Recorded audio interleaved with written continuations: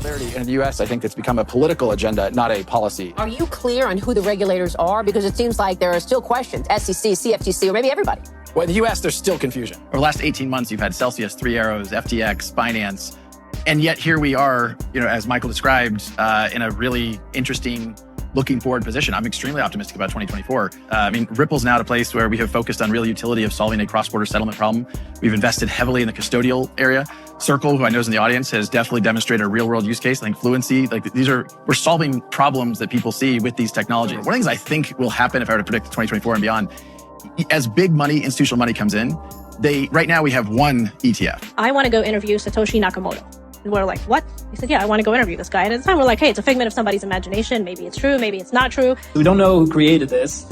And it has been hacked once. Some people do. Bitcoin will go to fucking zero. And it will also feature decentralized systems like Bitcoin, Ethereum, XRP, and others. What we haven't seen yet that I still think we will eventually see is a separation of wheat and chaff of, what are the assets? How are these technologies being used to solve real problems that have real demand versus ones, I'll pick on Dogecoin. Tonight, I'm also making another promise to protect Americans from government tyranny. As your president, I will never allow the creation of a central bank digital currency.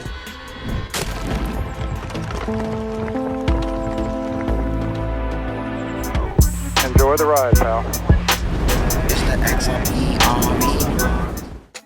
If you got some bags, welcome to the party. Welcome back to some more Moon o'clock news. No breakfast, no coffee, just straight extra bullishness. Shout out to the latest up. We got Robert in the building. Appreciate you stopping by, stuffing some bags. Go ahead, throw on those moon suits, throw on those pilot shades, buckle up, because the future's extra bullish. Be in Sacktown this weekend. Links in the description. All the information will be in the description.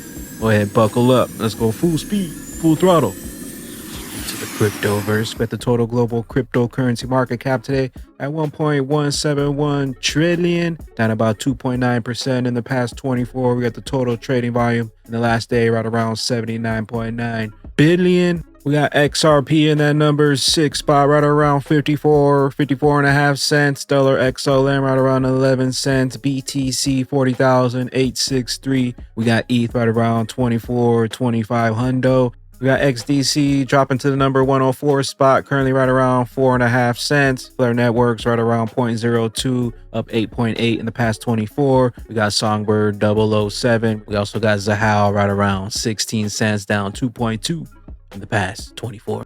We got one from High Vibe Assets to kick things off. XRP holders, the stage is set. XRP hidden in plain sight. Big BG. Even I guess yesterday there was a court hearing from Coinbase and the SEC. And the judicial system continues to slap down the SEC because they're overreaching. They're overstepping what the laws say. It's the reason why they lost the case against Ripple. It's the reason why they lost the case against Grayscale. It's the reason why they were dragged kicking and screaming to have an ETF. Thus, as I was quoted, I think Gary Gensler hasn't been acting. He's been acting on almost his own agenda, not the people's agenda in the United States.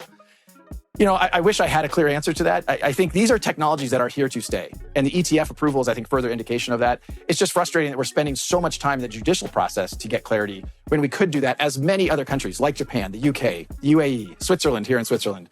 These are not small economies. They're doing the work to provide that clarity. And in the US, I think it's become a political agenda, not a policy agenda. From someone who's studied this as many years as you have, what would be the proper framework on a regulatory environment that needs to be in place? Well, I think the number one thing I think about it is not about regulating the technology. It's about regulating the outcomes and the activity. Just because we have new technologies, we should still care about things like KYC, know your customer. We should still care about anti-money laundering, AML. Those are principles that are I think, sacrosanct. I think the US SEC has been trying to expand their remit to say, well, this new market, a $1.7 trillion market of crypto assets, is going to be under the remit of the SEC in the United States. The law does not support that. The CFTC is a much more natural regulator. And things people will say, well, what about FTX? And ironically, Gary Gensler was meeting with Sam Bankman-Fried repeatedly. FTX isn't about a crypto fraud. FTX is about a fraud. It happens to have been crypto, and it definitely was a self-inflicted wound for the industry. But one of the reasons I'm excited for what is ahead in 2024 is the headwinds of these self-inflicted wounds have largely abated. Are you clear on who the regulators are? Because it seems like there are still questions. SEC, CFTC, or maybe everybody. Well, in the U.S., there's still confusion, for sure. Outside of the U.S., and the reason why Ripple has continued to grow very quickly outside the U.S., 95% of our customers are non-U.S. financial institutions. 75% of our hiring last year was outside the United States because of this.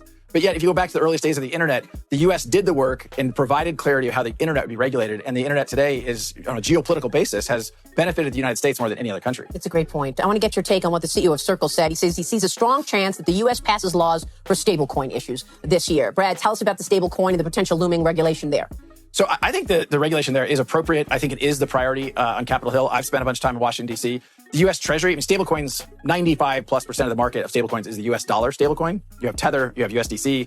And I think the U.S. Treasury wants to see that those laws passed. And I think they will be pushing Congress to act. And I think that's good. That's forward progress. There are new dynamics of what stablecoins mean to financial kind of settlement. And so I think the CEO, Jeremy Allaire of Xrpl, is correct that that'll probably happen first half of this year. Piece in the Journal this morning on how China's crypto traders are evading the rules there. They write this: the success of the country's crypto traders in evading the rules shows how difficult it will be for regulators across the world, including the United States, to actually police this industry. Your reaction?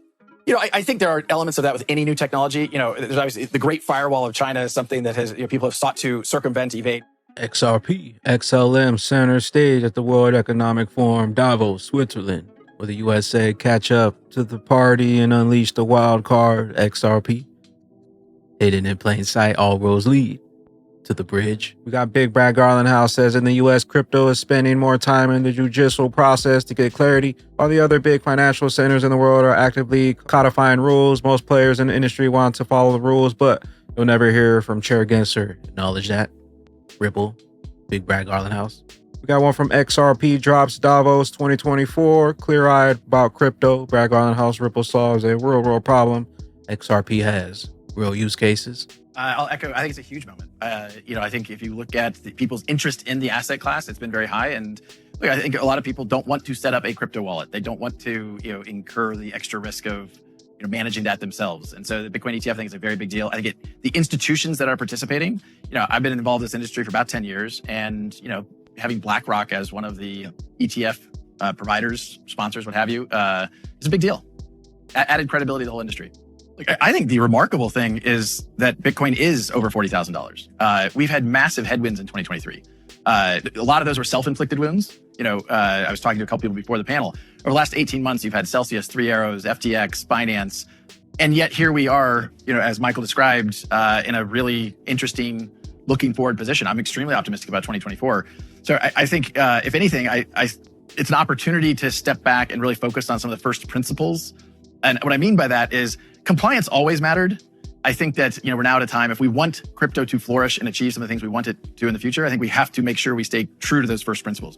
We have to make sure we're focused on something more than speculation. Utility has always mattered. I think sometimes we lost sight of that in the fervor. But again, people had, as Michael described, I think it wasn't so many Davoses ago that people were like, Bitcoin, it's done. Yep. And yet here we are. And I'll just highlight, I think Hong Kong is one of the clear leaders in that ideology. And ironically, of course, I think the U.S. is behind on that in a bunch of ways. I think we would both agree the SEC was dragged kicking and screaming to approve the Bitcoin ETF. Right. I think it's a valid argument. As I said earlier, I think 2024, I think we really do as an industry. And as Michael kind of highlighted, when you go through these, what we've called crypto winters, it's an opportunity to build. And I think you're seeing more of that. And there are more leading companies emerging. Ripple's now at a place where we have focused on real utility of solving a cross-border settlement problem. We've invested heavily in the custodial area. Xrpl, who I know is in the audience, has definitely demonstrated a real-world use case. I think Fluency, we're solving problems that people see with these technologies. But I agree, what has driven the non-crypto, some of your crypto winters are a reaction to an overhyped cycle of euphoria enthusiasm, which is just speculation. And I think what we haven't seen yet that I still think we will eventually see is a separation of wheat and chaff of, what are the assets? How are these technologies being used to solve real problems that have real demand versus ones, I'll pick on Dogecoin. I don't get it. Other than Elon Musk as the central actor, I don't see the use case and the purpose. And I'm sure I'll get lots of shit for saying the Dogecoins, but oh well. Yeah.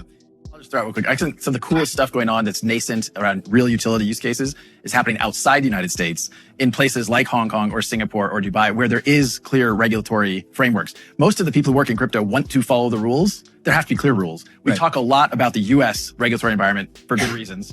But I think sometimes we don't talk enough about all of the constructive stuff going on outside the US, including Thailand. Yeah. I'll throw out one quick reaction. In your question, you said something about, how is it different? And I'll say, I think the question is wrong. It's not different. KYC, know your customer, still matters. Anti-money laundering, still matters. in the U.S. you have OFAC and other, I can't name all the acronyms, but I think if we start with the point of view that it's different, it's like, I think the secretary said earlier, if it's the same, let's regulate it the same. And so I don't think it's that different. The other thing is a slightly off topic, but that we glanced over. One of the things I think will happen if I were to predict 2024 and beyond, as big money, institutional money comes in, right now we have one ETF. I think people look at it as an asset class, and I think you will see other ETFs come. And by the way, this is an area where the U.S. is behind. Europe has had effectively a Bitcoin ETF for a few years. And I think you're going to see that spread because people often, particularly if you're in an endowment or an institution, you're not buying one stock, you're not buying one bond, you're buying a basket and you're diversifying that risk. 2024 and beyond will be the year of the utility coins, utility assets. You better check your coins and hope you got some utility in there. XRP, the king of utility, the king of use cases. We got one from Calcs, Reality Check, which ecosystems drew newcomers in 2023. We got ETH, Polygon at the top, Sol, BNB, Cosmos. We got XRP here down at the bottom. Hanno says XRP is an amazing technology with lots of features and dev friendly, but unfortunately that's not enough by itself. Some reason for this other than the misinformation and the damage has been done all these years is also the lack of good marketing and exposure, incentives to attract new builders, projects, devs, and finally useful apps and active users instead of passive holders. There are some great builders on the XRPL ecosystem doing things, but we need more. I'm confident that the community and builders' efforts and with the upcoming features such as the AMM, EVM, sidechain, and more will make XRPL on the top of the chains and the ecosystem. You can also thank the SEC for slowing down Ripple in a lawsuit, which they paid out almost $200 million in legal fees to the SEC, but we got that clarity. Onward to infinity and beyond. We got the digital asset investor question everyone needs to ask themselves once they realize the fact that the powers that be have always known who Satoshi is. What is the end game? Why are they continuing to lie? Why will not one Bitcoin maxi ever acknowledge the video below? Listen to Brock very closely. They've always known who Satoshi is. That's why no one has ever explained the four Satoshi video. Government knows. And so this was created by someone under a Japanese name, right? That you don't actually know who it is. So we don't know who created this. And it has been hacked once. Some people do. And some people probably do, right? We looked at Bitcoin. It was the most prevalent at that point. We had seized quite a bit of it, millions of dollars worth under the Silk Road investigation. So one of our agents who started looking at another online marketplace through the deep web, which was called Black Market Reloaded, they were sending weapons through packages and ordering them on the dark web. And he was really, really smart, forward-leaning agent. He goes, I want to go interview Satoshi Nakamoto. And we're like, what? He said, yeah, I want to go interview this guy. And at the time, we're like, hey, it's a figment of somebody's imagination. Maybe it's true. Maybe it's not true. We don't know who created this. And it has been hacked once. Some people do. Meanwhile, Dan Pena, Bitcoin go to zero. Bitcoin will go to zero. One day. And a microsecond, whoop, like that. And when the real founder of Bitcoin comes out, it is my humble opinion, and there's nothing humble about me, Bitcoin will go to fucking zero. We got Watcher Guru Justin. Former President Trump says he'll never allow the creation of a central bank digital currency if elected in 2024.